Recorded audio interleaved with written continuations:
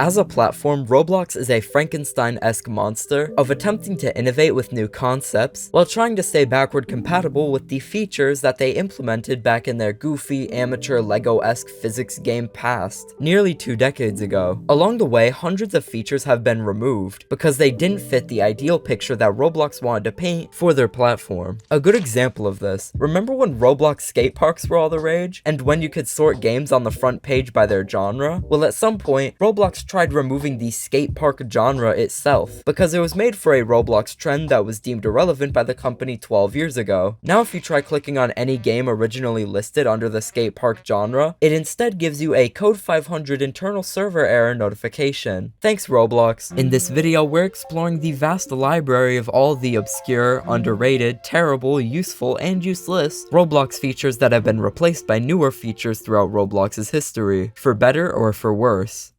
The first feature I want to talk about is Cameralerp, implemented at an unknown point in 2006 and removed in August 2007. Similar to something like Minecraft's old cinematic mode feature, Cameralerp was an adjustable number in the Roblox Studio settings that would change how smooth your Roblox client's camera movement was. The lower the smoother and the higher the jankier. This feature is hardly remembered nowadays for obvious reasons, how short-lived it was and how long ago it existed. The few people who do remember it mostly know of its existence because of its usage in one old Roblox video created by the user Tati on the 4th of June 2007 for the Domino Rally video contest and uploaded to another user's channel. Another person who participated in the video contest, Stealth Pilot, also supposedly used this feature, though his video entry, The Domino Effect, is now lost to time. This camera effect can still be achieved through scripts in modern Roblox, though it's interesting that it was once a built-in function. It was most likely used for testing when it was initially implemented, but creative early developers like Stealth Pilot, Tati, and Animinus used it for creative work. Sometime before 2006, while Roblox was most likely in a private testing phase, Roblox added the ability to insert LDraw files into Roblox Studio. LDraw is a format created by James Jessamine made for use with 3D Lego modeling programs. Roblox's implementation of it was terrible. Most LDraw models you could find on the internet are complex in design, and the Roblox client would poorly handle anything more than a simple set of bricks being imported, usually crashing instantly or not importing it right at all. The earliest instance I could find of someone using Roblox's LDraw importing feature was in November 2006, when the user Wedge uploaded LDraw's default pyramid model to Roblox. The functionality for importing LDraw files into Roblox Studio was silently removed in 2010, with no announcement. Its inclusion at all didn't help the rumors that Roblox was just another Lego clone either. A lot of posts from early players suggest that people had trouble using the feature at all, though the developer Clockwork used it for some of his games in 2008 in a pretty creative way.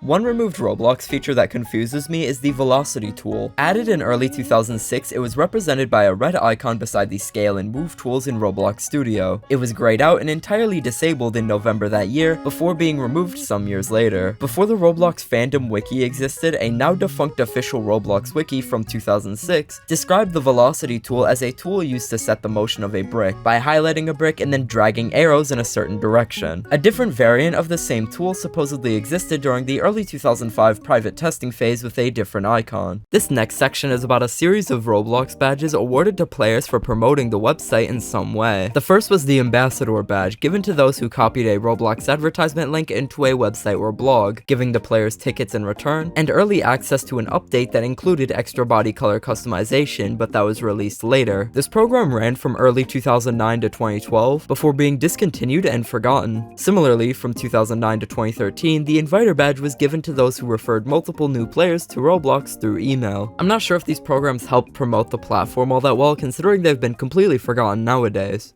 By far, one of the strangest features in this video is DHTML, or Dynamic HTML. This allowed developers to incorporate splash screens upon joining games made in HTML, so essentially mini websites. GUI did not exist yet. Shedletsky announced this feature, calling it undocumented and dangerous in this announcement forum post. The thought process behind this update is beyond me. This feature was surprisingly well liked by the community, though it wasn't used in very many games. The two most notable games it was used in at the time were Gold Digger 2.0 by Sons of Sevenless and Dodge the Teapots of Doom by Clockwork. Gold Digger 2.0 would show you directions on how to play the game upon joining, and Dodge the Teapots of Doom would just redirect you to Clockwork's personal website. At one point, the developer Waffle Boy, he basically popularized obbies by the way, had a game called Choose Your Job Fight with an NPC dialogue system that completely relied on DHTML. In December 2007, Aakis had a winter-themed multiplayer construction map that had a replica of the Roblox Studio Properties tab remade with DHTML, and it worked. There was one issue though. DHTML was very insecure. It was removed because of an unknown exploit in 2008, likely related to account stealing or removing the report button from inside the game. The pop-ups were entirely unmoderated, combined with the ability to add images and links that would go terribly if it existed today. The official Roblox patents from early beta testing in 2005 showed that a feature called Splash HTML existed, which was most likely the exact same thing. In the early years, Roblox admins were really open with what they wanted to see in their platform. For example, in this blog post written by the founder of Roblox in March 2007 to announce the release of t-shirts and body colors, David wrote a list of possible future customization updates. By now, these have all been incorporated into Roblox to some degree, minus the addition of maybe a face builder, but this blog post isn't the reason I'm bringing this up. On March 1st, 2010, the Telemons Mystery Box accessory was released. Owning this item at various points in 2010 and 2011 would give you free items, two notable examples being LOL What and the blue banded top hat. 3 weeks after the release of the mystery box, Telemon's crafting jewel was released through the mystery box system, and the description explains its purpose. So when I think about what Roblox features might be fun to implement one day, I usually think really far ahead. In the distant future, I think it might be fun to have a crafting system on Roblox, where you can combine items to create other items. If it ever happens, this jewel will be the key ingredient you need to create something awesome. If it never happens, well then this is just a spiky golden ball of broken dreams.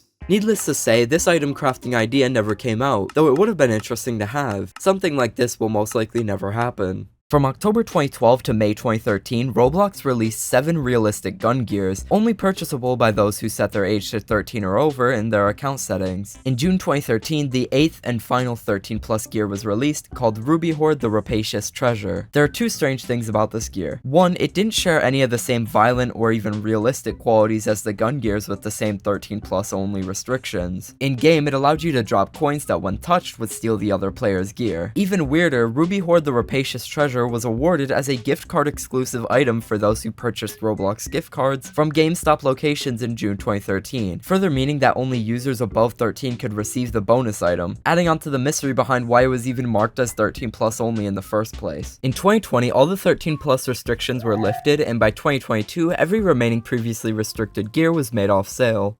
Before my final 2 entries, I want to roll off 3 rapid-fire honorable mentions that most people know about, but should be mentioned somewhere in this video. Tickets or ticks were a free currency introduced after Robux in 2007, gained through a variety of means, most notably getting tickets every time someone joined your game. The feature was removed in April 2016 after they had a month-long event with new Tix-themed items being released daily. In late 2008, Roblox introduced Guests, a way for players who didn't want to sign up for an account to play games. They couldn't change their avatar or write custom messages in the chat. A year earlier, in March 2007, Roblox introduced Super Safechat, a bubble with tons of basic chat phrases. Super Safechat was initially meant for users under the age of 13 to comply with COPPA's standards for online communication. This was the only way guests could talk until Super Safechat was removed in 2014. Guests can no longer talk until their removal in 2017.